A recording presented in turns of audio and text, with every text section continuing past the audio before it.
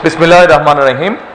মহান ভাষা আন্দোলনের অমর শহীদ স্মরণে বাংলা একাডেমি আয়োজিত মাসব্যাপী অমর ২১শে বইমেলা ও ২১শে অনুষ্ঠানমালা ২০২৬-এর উদ্বোধন অনুষ্ঠানের সম্মানিত সভাপতি, বিশেষ অতিথি, উপস্থিত মন্ত্রী পরিষদের সদস্যবৃন্দ, উপদেষ্টা পরিষদের সদস্য, সংসদ সদস্যবৃন্দ, লেখক, কবি, সাহিত্যিক, সাংবাদিক, বুদ্ধিজীবী, সংস্কৃতি কর্মী, সুশীল সমাজের সম্মানিত প্রতিনিধিবৃন্দ এবং বাংলা একাডেমি ফেলো সদস্য, জীবন সদস্য ও অভ্যাগত সুধী, আসসালামু আলাইকুম।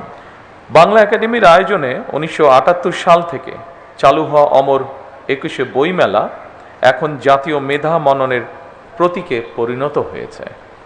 ভাষার মাস ফেব্রুয়ারির শুরু থেকে বইমেলা শুরু হওয়ার কথা থাকলেও এইবার নিয়মের কিছুটা ব্যত্যয় ঘটিয়ে দেশের চলমান রাজনৈতিক বাস্তবতায় নির্ধারিত সময়ের বেশ কিছু সময় পার হওয়ার পর আজ আনুষ্ঠানিকভাবে বইমেলা শুরু হলো। বিশ্বের অনেক দেশেই বইমেলার আয়োজন হয়, তবে আমাদের বইমেলা অন্য দেশের বইমেলার মতো নয়। আমাদের বইমেলা আমাদের ভাষার অধিকার আদায় এবং বাংলাকে রাষ্ট্রভাষা হিসাবে প্রতিষ্ঠার স্মারক হিসাবে চিহ্নিত। তবে প্রতি বছর মেলার আকার আয়তন বাড়লেও সেই হারে মনে হয় গবেষণাধর্মী বই প্রকাশিত হচ্ছে কিনা কিংবা মানুষের বই পড়ার অভ্যাস বাড়ছে কিনা, এই বিষয়গুলো নিয়েও বর্তমানে মনে হয় চিন্তা ভাবনা করার অবকাশ আছে। বই পড়ার গুরুত্ব সম্পর্কে নতুন কিছু করে বোধহয় বলার নেই। জার্মান দার্শনিক মার্কুস সিরেরের একটি উক্তি এখানে আমি খুব প্রাসঙ্গিক মনে করি। তিনি বলেছিলেন, খুব সম্ভবত আরেকজন বক্তা মনে হয় একই কথা বলেছেন ওনার বক্তব্যে। মার্কুস বলেছিলেন, বই ছাড়া ঘর আত্মা ছাড়া দেহের মতন।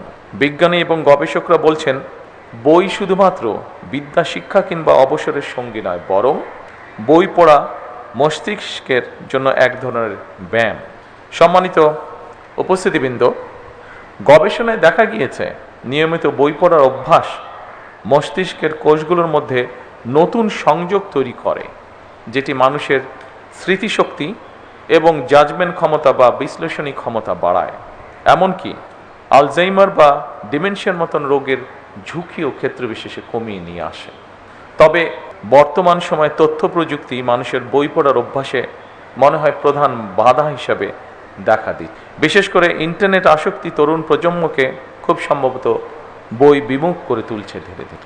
ইন্টারনেটে অবশ্যই বই পড়া যায়, তবে গবেষকরা বলছেন, বইয়ের পাতায় কালো অক্ষরে লেখা বই পড়ার মধ্যে যে জ্ঞানের গভীরতা উপভোগ করা যায়, সম্ভবত একইভাবে দিনের পর দিন কম্পিউটারে মনিটরে ডুবে থেকে জ্ঞান অর্জন হয়তো সম্ভব, তবে শরীরে এবং মনোজগতে এর একটা সাইড এফেক্ট বা পার্শ্ব প্রতিক্রিয়ার প্রভাব রয়ে যায়। যুক্তরাজ্য কিংবা কানাডার মতন অনেক উন্নত দেশের বিশ্ববিদ্যালয়ে গবেষকরা বলছেন, ইন্টারনেট ব্যবহারের আসক্তি পড়াশোনার প্রতি শিক্ষার্থীদের আগ্রহ হারিয়ে ফেলার তীব্র ঝুঁকি তৈরি হয়েছে।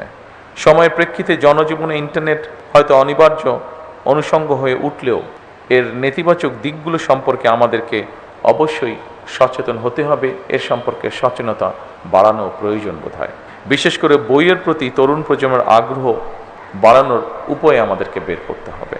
সম্মানিত সুধীবৃন্দ, বিশ্বের ১০২টি দেশের নাগরিকদের পাঠ অভ্যাস নিয়ে গত একটি জরিপ প্রকাশিত হয়েছিল।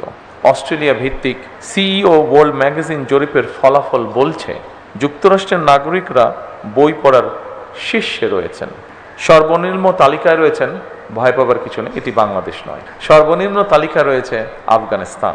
তবে বই প্রেমীদের এই তালিকায় আনফরচুনেটলি ১০২টি দেশের মধ্যে বাংলাদেশের অবস্থান ৯৭তম। উদ্বেগের বিষয়, ভয় পাবার বিষয় নয়। বাংলাদেশের একজন মানুষ গড়ে বছরে ৩টির মতন বই পড়েন, আর বই পড়ার পেছনে ব্যয় করেন বছরে গড়ে ৬২ ঘন্টা।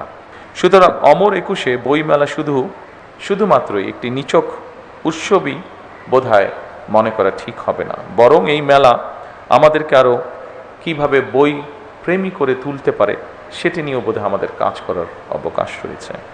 নিয়মিত বই পড়ার আগ্রহী করে নিয়মিত বই পড়া আগ্রহী করে তুলবে আজকের এই বই মেলায় দাঁড়িয়ে, এটি আমরা সকলে প্রত্যাশা করতে পারি।